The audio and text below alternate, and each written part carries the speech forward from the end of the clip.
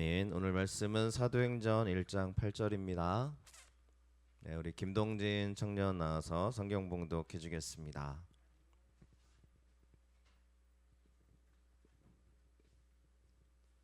성경 봉독하겠습니다. 오직 성령이 너희에게 임하시면 너희가 권능을 받고 예루살렘과 온 유대와 사마리아와 땅 끝까지 이르러 내 증인이 되리라 하시니라. 아멘.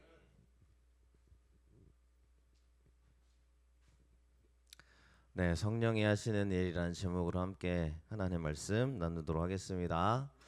인사하겠습니다. 잘 오셨습니다. 축복합니다. 잘 오셨습니다. 축복합니다. 잘 오셨습니다. 잘 오셨습니다. 감사합니다. 네, 비가 내리고 이제 막 여름이 찾아오고 있는 계절입니다. 비가 내리는 걸 볼 때마다 여러분들 어떤 마음으로 비를 보시는지, 또 함께 그 가운데 여러분에게 주시는 하나님의 위로하심이 있었으면 좋겠습니다. 비는 뭐 여러 가지 기상적인 측면에 의해서 예보를 하죠. 예보를 합니다. 그런데 틀릴 때가 많아요. 왜 틀리는지 아시죠?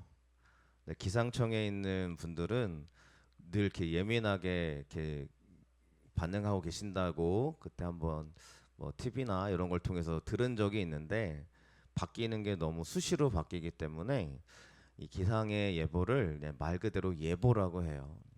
틀릴 수 있다. 그러니까 그 대신 이게 그들의 예보니까 대비를 하여라, 뭐 이런 의미라고 하죠. 아시겠지만 태풍이 찾아오게 될 겁니다. 태풍의 이동 경로를 예보하지만 그대로 이동하지는 않습니다. 그렇죠?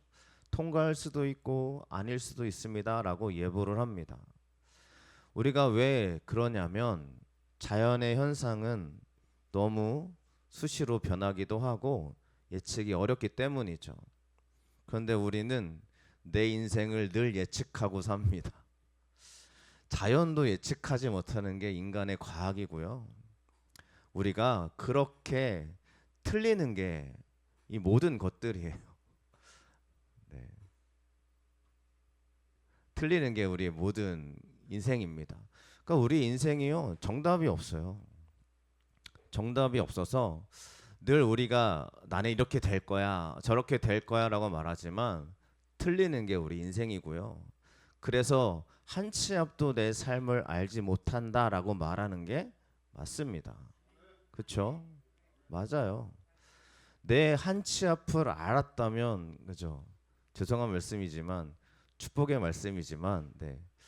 한 치 앞을 내가 정말 그죠? 내 인생의 미리 길을 알았다면 우리가 기도할 일이 있겠어요? 그렇죠? 뭐 우리의 만남을 내가 다 주장할 수 있었다면 늘 축복의 만남만 만나고 다녔겠죠. 우리 인생을 모릅니다. 그래서 우리 인생을 기대하고 사는 거예요. 모르니까. 이미 여러분들이 알고 있다면 무슨 기대가 있겠어요? 앞으로 되어질 일 속에 기대감이 넘치기를 우리가 기도하고 있는데, 그래서 우리가 하나님을 의지하는 이유 중에 하나는 우리의 한 치 앞을 모르기 때문인 줄로 믿습니다. 그렇기 때문에 우리는 그러는 거예요. 성경에 나와 있는 말씀을 왜 의지하냐면 성경에서 말씀하는 이 은혜와 축복이 우리에게 이루어질 줄로 믿기에 기도하는 거죠. 그래서 믿음이란 내가 갖는 것보다 주어진다고 이야기를 합니다. 옆 사람 믿으시나요?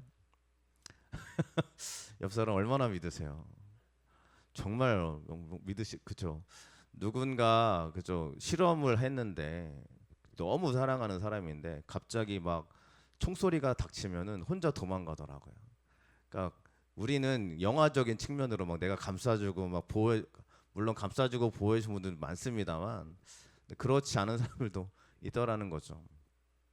사람을 믿으면 그 사람에 대한 믿음은 무너집니다. 하지만 그 사람을 사랑으로 품어주면 그 사람을 더 우리가 사랑 감정으로, 또 사랑하는 마음으로 이렇게 품어줄 수 있는 거죠. 그러니까 우리는 늘 이제 인생을 많이 살아오신 분들은 얘기하잖아요. 사람을 믿지 마라. 사람은 믿는 게 아니라 사랑해야 될 대상이다라고 얘기를 합니다. 그래서 우리가 서로 사랑할 수 있는 마음이 가득하시기를 축원합니다.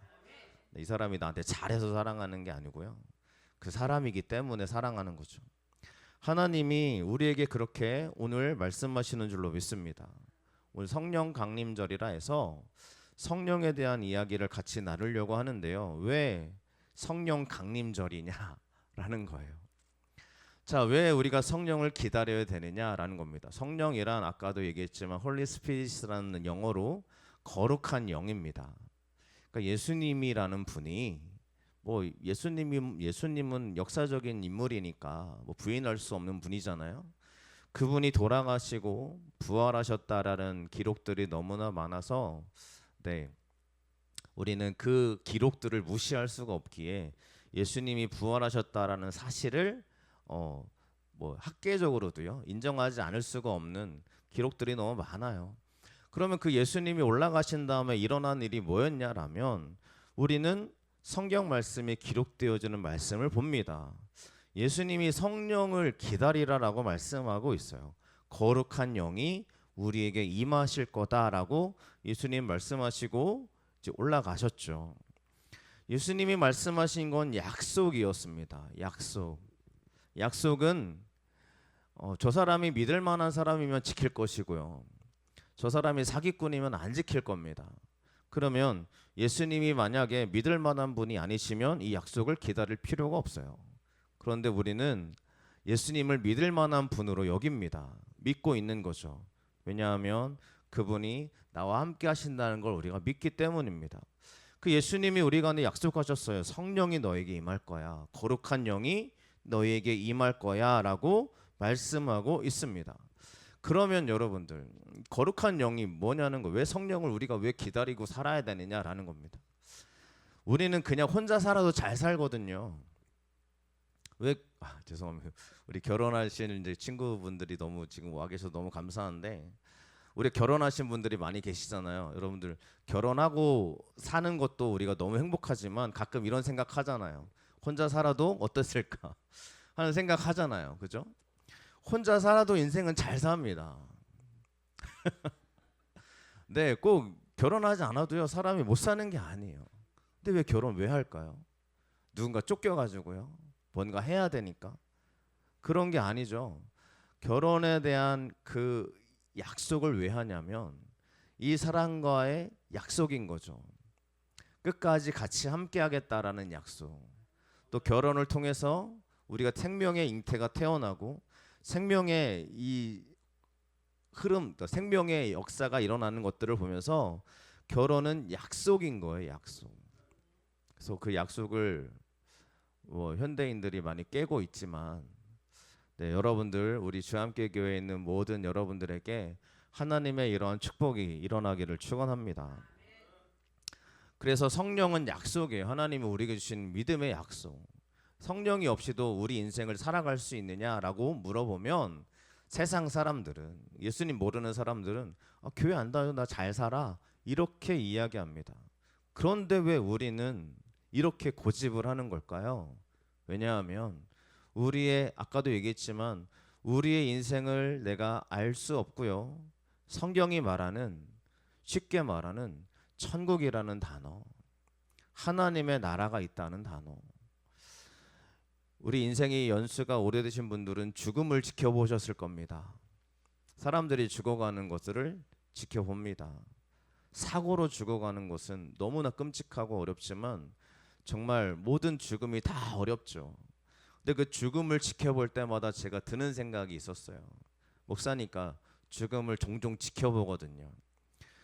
이제 응급실에서도 막 의식이 없대요. 이제 그분이 이제 높은 데서 떨어지셔가지고 온몸이 다 깨지신 거예요. 가망이 없는 거죠. 모든 장기가 다 파열돼서 딱 갔는데 겉으로 보기에는 정말 멀쩡하신 분인데 의식이 없대요. 그래서 옆에서 막 이제 그 유가족이 되신 그 집사님이 기도해 달라고 하는 거예요. 기도해 드렸어요. 막 하나님 말씀을 나눠 드렸어요. 지금 당신이 하나님의 말씀을 들리신지 모르겠지만 하나님 믿으셔야 됩니다. 깨어 있으면 꼭 믿으세요 하면서 말씀을 증거하고 전달했거든요. 근데 의식이 없어진 그분이 갑자기 제 쪽으로 기울이시더라고요. 막 점점 더 오시는 거예요. 의사분들이 보면서 의식이 없는데 어떻게 이럴 수 있을까라고 말씀하시더라고요. 죽음의 위기 앞에, 죽어가는 현실 앞에 저는 우리가 느끼는 게 다 한 가지씩 있다고 생각합니다. 두려움이고요. 실제로 우리가 죽음의 위기를 맞닥뜨리게 되어지면 너무 큰 두려움을 느끼게 됩니다. 나는 죽으면 어떻게 될까라는 거죠. 왜 예수님이 성령을 자꾸 이야기하시냐? 왜 거룩한 영을 이야기하시냐? 우리에게는 끝이 있기 때문입니다. 끝의 끝은 우리의 영혼이라고 말하는 그 끝이 영혼이 소멸되어지는 거면 너무나 좋겠지만 우리의 영혼이 소멸되지 않는다라는 본능적인 알미 있어서 그래서 우리는 하나님 앞에 갈 준비, 주님 앞에 설 준비를 분명히 하셔야 되는데 성령은 그 은혜의 길을 우리에게 인도해 주시는 유일한 분이시라는 거죠. 제가 너무 어려운 말씀을 드렸는지 모르겠지만 자 보시면 예수님께서 에베소 교회에 하시는 말씀이 있어요. 잠자는 자여 깨어라 그랬습니다. 잠자는 자가 있다는 거예요. 영적으로 잠들어 있는 사람들. 그래서 이 잠자는 자가 누구냐면요. 성경 말씀을 보면 이렇게 이야기할 수 있어요. 회칠한 무덤, 빨간 글씨 보이시죠?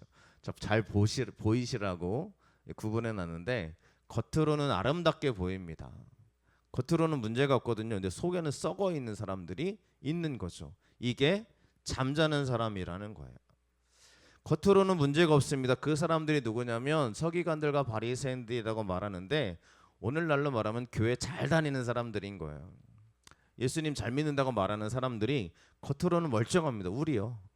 겉으로는 아무런 문제가 없이 멀쩡해요. 착해 보여요. 전혀 문제가 없어 보여요. 우리가 한 사람 한 사람께 돌아보면 아무런 그죠? 저 사람 보면 너무너무 신실해 보여. 그런데 그 신실한 사람이 속이 썩어 있다면 잠들어 있는 사람이죠. 이런 사건들이 얼마나 많아요. 교회 안에서도요.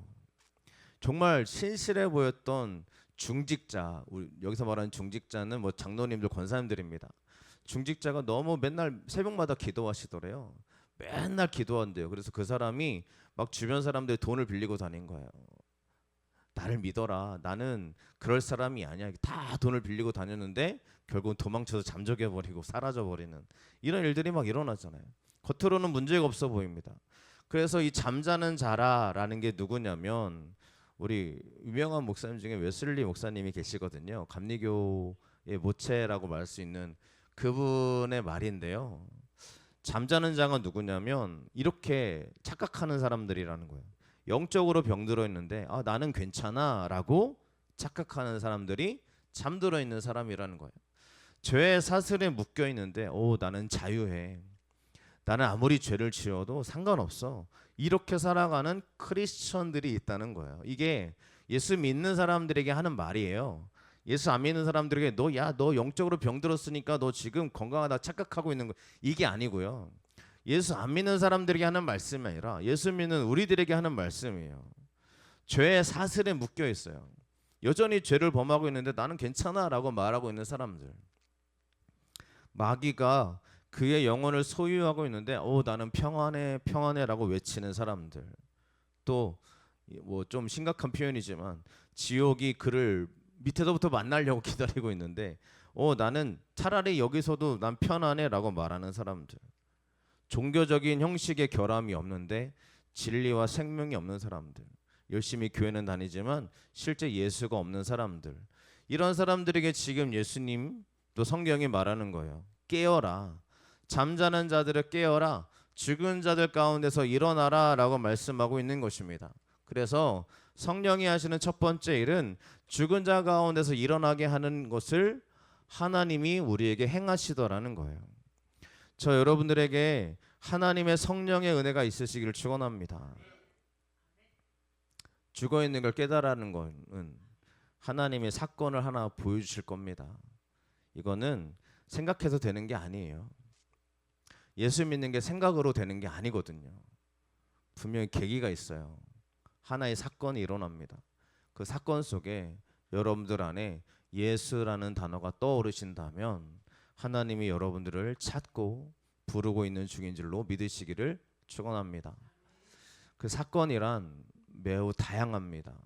다양한 사건 중에 여러분들에게 찾아오시는 주의 은혜가 있어요. 그래서 우리는 그래요. 내 생각으로는 절대 예수를 믿을 수가 없어요. 저도 그랬고요.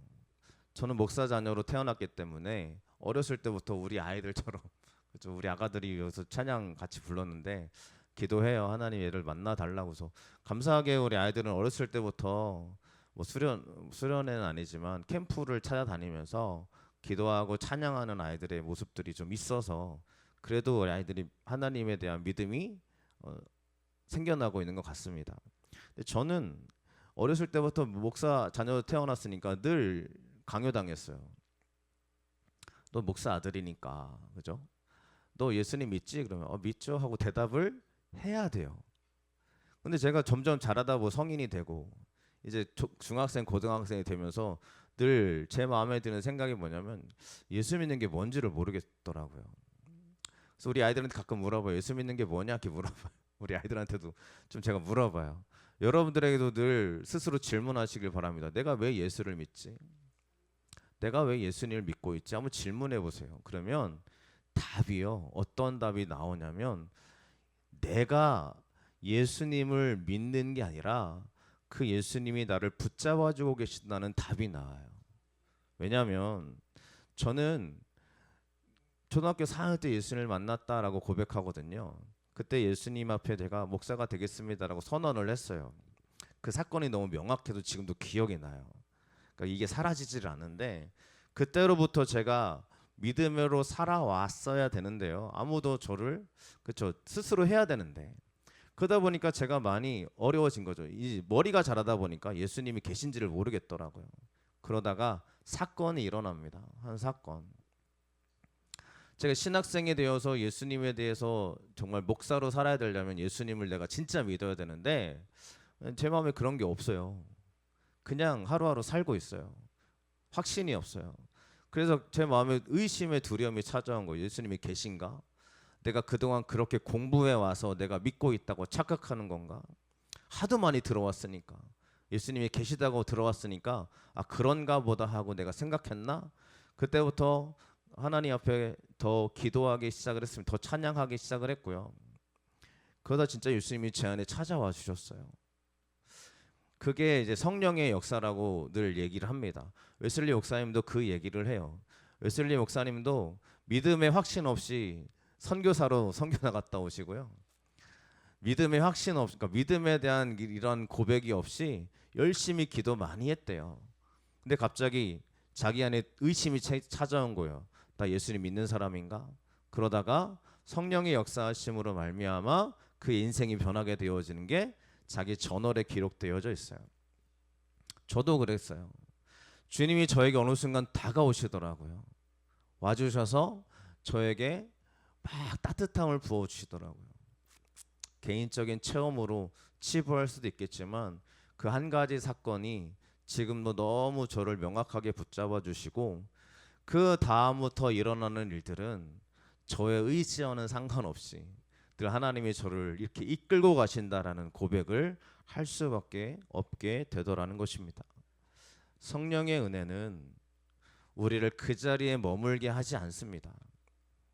두려움과 어려움과 좌절 속에 빠져 있는 나를 일으켜 세워 주십니다. 여러분들에게 있는 그 자리마다 하나님이 일으켜 세워 주시기를 축원합니다. 이건 약속이에요.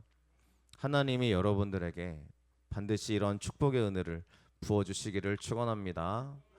그래서 어려움 중에 있는 아이들이 예수님을 왜 믿기 시작을 하고 그들이 어떻게 일어나는 것을 볼 때마다 저는 너무 감사할 수밖에 없는 거예요.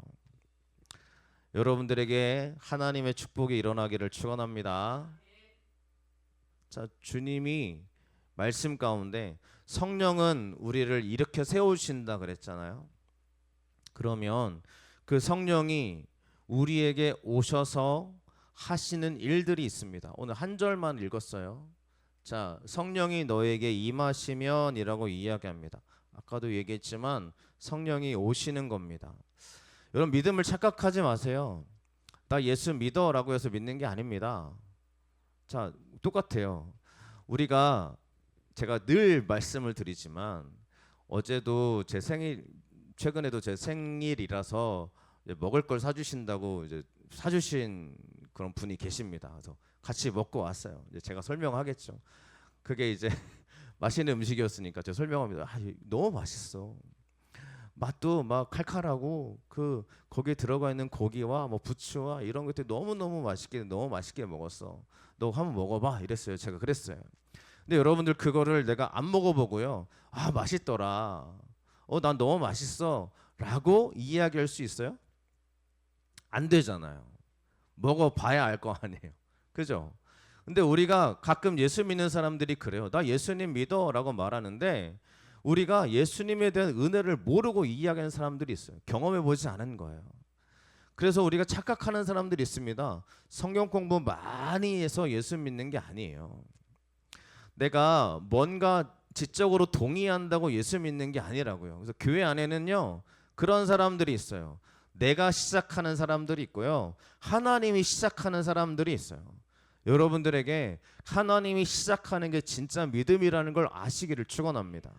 주님이 나에게 오시고 나를 만져주시는데요. 어떻게 만져주시냐면 사람마다 달라요. 어떤 사람에게는 너무 감사가 흘러넘쳐서 주님이 나를 사랑하시는 게 너무 확실해 라고 말씀하며 고백하는 사람들이 있습니다. 근데 이 이야기를요, 야 주님이 너 얼마나 사랑하는지 몰라, 너 주님이 너 사랑하셔 라고 해서 되는 게 아니에요. 옆 사람이 너무 사랑스러운 사람, 그죠? 더 사랑스러운 사람이잖아요. 내가 항상 내가 널 얼마나 사랑하는지 몰라 라고 얘기해 준다고 그게 느껴지는 게 아니에요. 이 사람이 날 위해서 뭔가를 해주고, 우리 아이들이 이번에 제가 한 달 전부터 우리 아이들한테 얘기했어요. 우리 아이들을 뭐라고 하는 게 아니고요. 며칠 뒤면 내 생일이야, 얘들아. 생일 선물 준비해. 왜냐면 그동안 안 했어요, 애들이 막 안 해가지고. 그래서 너 준비해, 안 하면 너 진짜 안 돼. 막 제가 막 강요를 시켰어요. 그랬더니 아이들이 막 그때부터 고민하기 시작하는 거예요. 뭐 해줄까? 제가 그랬거든요. 야 볼펜 한 자루라도 좋으니까 사와 그랬어요. 근데 그 아이들이 그러더라고. 아빠 볼펜 사주면 돼? 근데 제가 갑자기 심술이 나서 안 돼 그랬어요. 편지 한 통이면 되겠어? 안 돼 그랬어요. 제가 기대 안 했거든요. 근데 갑자기 애들이, 제가 이제 전도하고 들어왔는데 애들 와 있더라고요. 그래서 와가지고 아빠 왔어 그랬더니 애들이 선물을 준비했대. 갑자기 케이크를 꺼내오는 거예요. 자기 돈으로 샀대. 28,000원 주고 샀대요. 그래가지고 내가 갑자기 막 기쁜 거예요. 왜요? 아무리 사랑한다고 말해주고 아무리 좋아한다고 얘기해줘도 표현이 없으면요 이게 느껴지지가 않는 거예요. 그러니까 우리 옆 사람을 늘 사랑한다고 얘기해주잖아요. 엄마 아빠가 내가 널 얼마나 사랑하는지 몰라라고 얘기를 해줘요. 근데 말로 되는 거면 말만 열심히 해주세요. 근데 말로 안 되잖아요. 안아줘야 되고 정말 이 사람에 대한 마음을 느낄 수 있게 내가 이렇게 해주는 게 있어야 되고, 그렇죠? 그게 나에게 다가오는 거예요. 성령이 우리에게 다가오시는 거는요 말로 되는 게 아니에요. 교회가 맨날 얘기합니다. 하나님이 당신을 사랑하십니다라고 말해서 이게 되는 게 아니에요. 하나님이 나에게 오셔야 돼요. 교회는 그런 곳이에요. 그러니까 이런 이야기를요 같이 고백해 주는 거예요. 내가 힘들고 어려울 때 주님이 나에게 찾아오셔서 이렇게 나를 인도해 주시더라. 너에게도 그런 일이 있기를 기도할게. 교회는 말로 되는 곳이면 말만 잘하면 됩니다. 그렇죠? 우리가 뭐 이웃을 섬깁시다라고 말만 하면 돼요. 근데 실제로 섬겨야 되는 게 교회잖아요. 우리 예배합시다라고 얘기합니다. 오늘도 여러분들 예배하는 자리에 와주신 여러분을 정말 축복하고 감사합니다. 우리가요 말로는 할 수 있지만 실제로 행동이 따라오는 건 진짜입니다. 행동이 진짜인 거예요. 너무 사랑하면 행동이 따라올 수밖에 없고요. 너무 감사하면 행동이 따라올 수밖에 없어요. 몸둘 바를 모를 정도로 따라올 수밖에 없어요. 그래서 여러분들에게 그러한 하나님의 임재하심이 일어나길 축원합니다. 우리의 이야기를 아무리 해도 소용없어요. 그 사람에게 주님이 찾아가 주셔야 돼요. 그래서 아무리 옆 사람, 그쵸, 우리 청년들한테 야, 하나님이 너를 얼마나 사랑하는지 몰라라고 아무리 얘기해줘도 소용없어요. 정말 주님이 우리 가운데 찾아와 주셔야 돼요. 이게 사건이고 이게 은혜라는 거예요. 근데 이 사건과 은혜는 하나님 앞에 나아갈 때 일어납니다. 주님 앞에 나아갈 때 일어날 줄로 믿습니다. 근데 특별하게 사도 바울 같은 사람들이 있어요. 이런 사람들은 갑자기 내 안에 주님을 찾아가고 싶게 만드는 사건이 일어나요. 그 사람은요 진짜 대단한 사람입니다. 정말 축복의 사람이에요. 내가 하나님을 모르다가 갑자기 주님 앞에 찾아갈 수밖에 없는 일이 일어나잖아요. 그러면 정말 여러분 그 사람은 축복의 사람인 줄로 믿습니다. 그 성령님이 우리에게 오셔서 하는 일이 뭐냐면 권능을 주신대요. 이 권능이란 힘입니다. 가능성입니다. 그래서 예수 믿는 사람들은 힘을 얻습니다. 그러니까 예수님을 진짜 의지하는 사람들은 힘을 얻으며 나아가요. 다 그럴 줄로 믿습니다. 그래서 여러분 절망의 순간에도 우리가 힘을 낼 수 있어요. 너무 힘들어도 그 사람을 위해 하나님의 일하심을 볼 수 있습니다. 여러분 우리 교회가 작기 때문에 서로 기도 많이 해주시잖아요. 우리 어른들이 우리 반주자님을 위해서 얼마나 기도하는지 몰라요. 그죠? 이게 얼마나 감사한 일이에요. 그죠? 근데 이거는요 우리 교회 반주하기 때문에 하는 기도가 아니고요. 정말 이 한 사람을 우리가 사랑하기 때문에 기도하니까 아시겠죠? 무슨 의미인지 아시겠죠? 그러니까 여러분 우리 권사님들이 계시는데 얼마나 기도 많이 해주신지 몰라요. 여러분들 그게 우리에게 얼마나 큰 선물인지 아시기를 축원합니다. 하나님 우리 가운데 힘을 주시고 가능성을 주시는데 가능성이라는 거는 한 걸음 나아가게 하는 힘입니다. 한 걸음 더 나아가게 만드는 힘이에요. 우리가 지금의 시대에는 절망이 더 쉬워요. 포기가 더 쉬운 시대예요. 한 걸음 나아가는 게 얼마나 어려운지 몰라요. 왜냐하면 한 걸음 나아갈 수 없게 만드는 게 너무 많기 때문입니다. 이 세상은요 하나님의 힘을 의지할 수 없게 만들어 놨어요. 왜냐하면 사람에 의해서 움직이는 세상이기 때문에 사람을 의지하게 만들어 놨습니다. 그러니까 저 사람을 보면서 우리가 그 사람의 도움을 간구하게 되어지고 이 사람의 모습, 옆에 있는 사람의 모습을 보면서 얘가 잘 나가는 걸 보면서 내가 실망하게 되어지고요. 이렇게 되어져 있는 게 우리들의 이 세상의 흐름인 것 같아요. 하지만 하나님을 믿고 나아가는 사람들은 한 걸음 나아갈 수 있는 주님이 힘을 더하실 줄로 믿습니다. 여러분에게 한 걸음 나아가는 것이 얼마나 큰 은혜인지를 아시기를 축원합니다.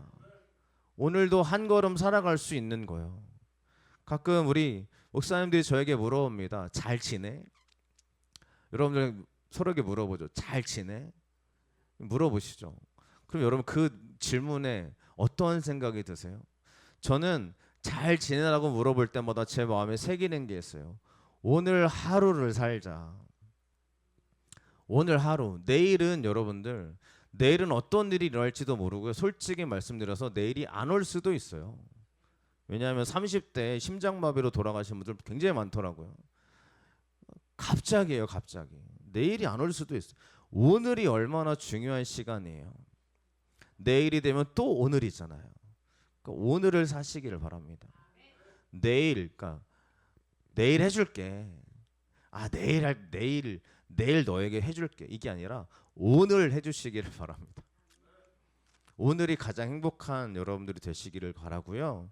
그래서 오늘을 살아갈 수 있는 힘을 하나님이 우리에게 주시기를 축원합니다. 로마서 말씀은 이렇게 이야기해요. 저 보이시나요? 너무 밑으로 내려와 있죠. 자, 환난을 당하는데 환난은 인내를 그러니까 환난을 당하면 우리가 견뎌내죠. 견뎌내면서 연단을 받습니다. 연단을 받으면서 마지막이 소망인데 이 소망은 누가 주는 거냐면 성령으로 말미암아 우리에게 부은 바 됨이니 그랬어요. 소망을 가질 수 있는 게 성령이 하시는 일입니다. 그래서 왜 우리가 성령을 기다리냐? 여러분에게 하나님이 주시는 소망이 가득하게 되기 때문입니다. 이게 성령이 나에게 하시는 일이에요. 내가 갖는 마음보다 주어지는 마음이 더 크게 되시기를 축원합니다. 그래서 주어지는 게 얼마나 기뻐요. 외부로부터 주어지는 기쁨, 이게 성령이 하시는 일 중에 하나인 줄로 믿습니다.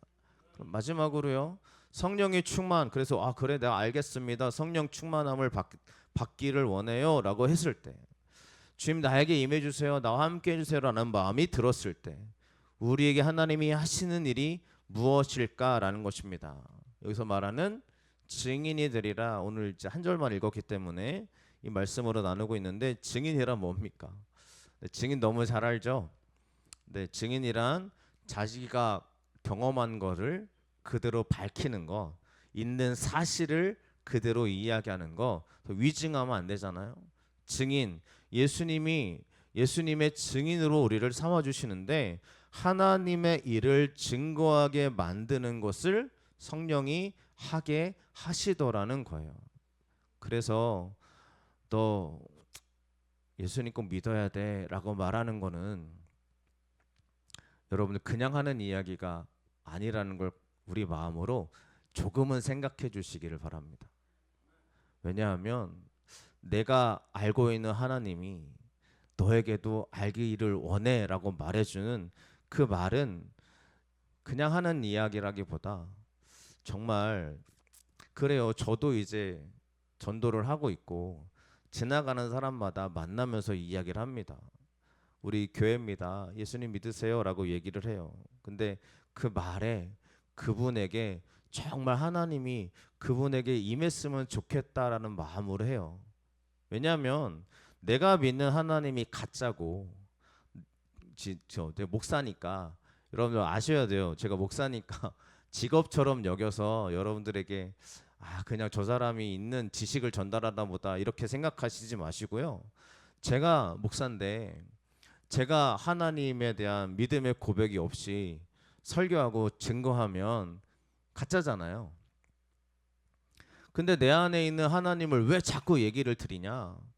이거에 대한 믿음의 고백이 우리에게 너무 확실하고, 주님이 나와 함께 하시는 그 은혜를 경험했으면 좋겠고, 정말 주님이 나를 붙잡아 주셔서 나를 이끌어 가신다는 그 은혜의 고백이 이 사람에게도 가득했으면 좋겠고, 그래서 하는 말이에요. 근데 저는 하나님 앞에 설 게 너무 분명한 사람이거든요. 저도 죽음을 수도 없이 지켜보았지만 그들의 죽음을 지켜보았을 때요, 그분들이 하시는 고백은 죽기 직전까지 막 하다가 돌아가신 분도 계시고요. 그런데 그 죽음 뒤에 일어나는 일들을 우리가 알 수 없지만 저는 믿거든요. 그 영혼이 하나님 앞에 반드시 서게 되어질 건데, 제가 여러분들에게 천국과 지옥을 여러분들 있는지 모르겠어요 라고 말하기 시작한다면 저는 그만 내려와야 되는 거죠. 하나님 앞에 서게 될 것이 너무 명확하다면 제가 계속 말씀을 드리는 거예요. 그 시간이 찾아오기 전에 후회하지 마시고, 하나님 앞에 서게 되었을 때 진짜 하나님 계셨네, 하나님 진짜 있었네, 나 그동안 어떻게 살아왔지, 그때 땅을 치고 후회하는 게 아니라, 제가 주님을 믿음으로 왔어요. 주님이 날 안아주시고 품에 품어주시는 그 충만한 은혜를 내가 믿고 고백합니다. 이게 고백이 우리의 진짜가 되시기를 축원합니다. 후회는요, 그러지 말걸 할 때 찾아오는 거죠. 근데 여러분들 인생을 후회할 때 되돌릴 수 있어요? 없어요. 내가 그때 그 선택을 하지 않았다면 이라고 해서 후회한다고 되돌릴 수 없어요. 이게 우리 인생이거든요. 근데 그 되돌릴 수 없다라는 걸 지금까지 수도 없이 경험해 왔으면서, 그죠? 수도 없이 경험해 왔으면서 어떻게 그분 앞에 서게 될 준비는 아무렇지 의심도 하지 않고 없다라고 살아갈 수 있겠느냐라는 거죠. 우리의 삶을, 후회하는 삶을 사지지 않기를 간절히 축원합니다. 우리가 왜 후회하냐면 기회가 있기 때문이라고 믿기 때문에 늘 우리는 기회를 인식하고 삽니다. 근데 우리 인생은 한 번뿐이에요. 다시는 돌아오지 않아요. 그 한 번뿐인 인생을 저에게도 똑같이 하는 말씀이지만 후회하지 않으시길 축원합니다. 이 사람은 단 한 명이에요. 내 옆에 있는 사람은 바꿀 수 없어요. 그렇기 때문에 이 사람과의 삶을 후회하지 않는 삶이 되시기를 축원합니다. 그런 우리가 될 수 있기를 축복합니다. 그래서 성령의 역사가 하시는 일은 우리 간단하게 세 가지 정도로 살펴봤습니다. 하나님이 우리에게 약속해 주신 거예요. 간절히 간구하는 사람에게 주님이 임하실 줄로 믿습니다. 그 주님이 나에게 임하시는 일이 권능을 주신다는 거예요. 한 걸음 나아갈 수 있는 힘을 주신다는 거예요. 그리고 하나님을 실제로 이야기할 수 있는 증거자로 삼아 주신다는 거예요. 성령의 역사가 우리에게 임하시길 간절히 축원합니다. 이 은혜가 있음으로 말미암아 우리 가득 흘러넘치시기를 축복합니다. 이 은혜로 고백하시길 축복합니다. 네, 오늘 기도하기 전에 우리 박규호 우리 늘 기도해요. 아시죠? 우리 청년이라고 해야 돼. 이제 뭐라고 해야 돼? 성도님과 네, 임지연 성도님을 위해서 기도하겠습니다. 그러니까 기도하고 이제 헌금으로 넘어가겠습니다. 네, 우리 앞에 저를 보시고 서주시고 손을 뻗어서 괜찮으세요? 네, 나오셔서 네, 저를 보시고 서주시길 바랍니다. 네, 여러분들 뒤에서 기도해 주실 거예요. 그래서 손을 뻗어서 기도해 주시길 바랍니다. 네, 같이 기도하겠습니다.